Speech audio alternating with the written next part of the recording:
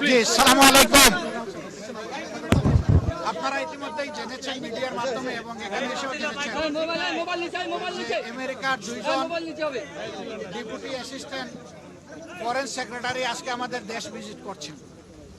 আমাদের সাথে এটা তাদের দ্বিতীয় মিটিং। এর আগে তারা বিভিন্ন পাবলিক এবং প্রাইভেট বিশ্ববিদ্যালয়ের বিসিদের সাথে বসেছিলেন। সেখানে মত বিনিময় করার পরে রাজনৈতিক দল হিসাবে আমাদের সাথে তারা প্রথম বসেছেন। তাদের সাথে আমাদের খোলামেলা কথা হয়েছে। তারা বাংলাদেশের বর্তমান রাজনৈতিক অবস্থা জানতে চেয়েছেন।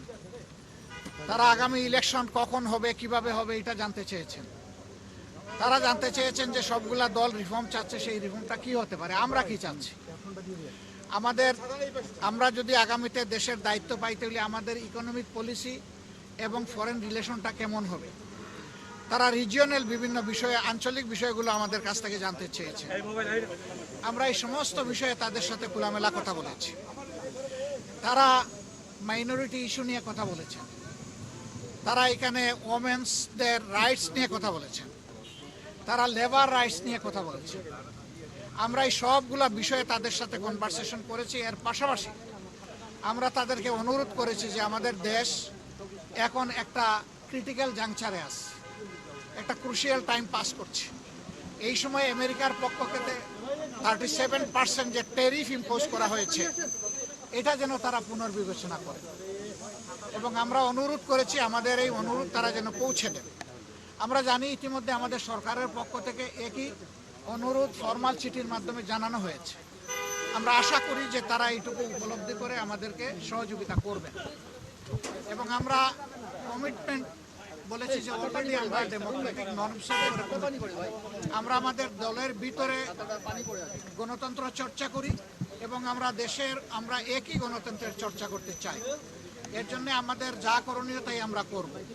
উদাহরণস্বরূপ আমরা বলেছি যে প্রত্যেকটা ক্রেডিবল ইলেকশনে আমরা অংশগ্রহণ করেছি, কম হোক বেশি হোক সংসদের ভিতরে আমাদের সংসদ সদস্য ছিলেন। At the same time election যখন বাংলাদেশে একবার মৃতপ্রায় হয়ে গিয়েছিল এরশাদ সাহেবের সময়, তখনকার আমির অধ্যাপক গুলাম আজম সাহেবই ইলেকশনকে জীবন ফিরিয়ে দিয়েছিলেন কেয়ারটেকার সরকারের ফর্মুলা প্রস্তাবনার মাধ্যমে, যেটা পরবর্তী পর্যায়ে বাংলাদেশের সংবিধানে অন্তর্ভুক্ত হয়েছিল। কিন্তু দুঃখজনকভাবে আওয়ামী লীগ এসে দলীয় স্বার্থে এটাকে সংবিধান থেকে নির্বাসনে পাঠিয়ে দিয়েছিল। এখন আবার সারা জাতি এটি চাচ্ছে এবং আশা করি আমরা এটা আবার পুনঃপ্রতিষ্ঠিত হবে।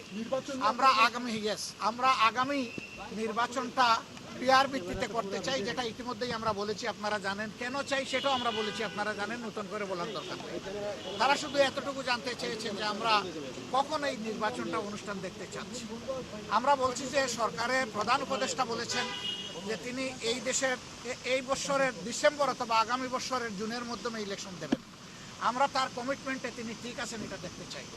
আর আমাদের ভিউ হচ্ছে যে এটা রমজানের আগেই শেষ হয়ে যাওয়া দরকার। ওই জুন পর্যন্ত অপেক্ষা করলে তখন বর্ষা, ঝড় ঝাপটা, বিভিন্ন ধরনের প্রাকৃতিক দুর্যোগ আসবে, তখন আবার ইলেকশনটা অনিশ্চিত হয়ে যাওয়ার আশঙ্কা দেখা দেবে।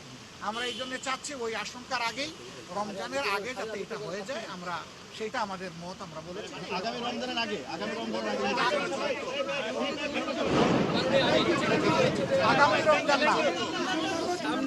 আগামী রমজান শুধু না, আগামী প্রথম রমজান, আগামী অনেক রমজান আসবে, তবে আগামী প্রথম রমজান সব আমরা বলেছি যে জাতি ট্রমাটাইজ, এখনো হাসপাতালের বেডে অনেকে পড়ে আছে, এখনো শহীদের মারা, সন্তানরা, স্ত্রীরা কান্নাকাটি করে।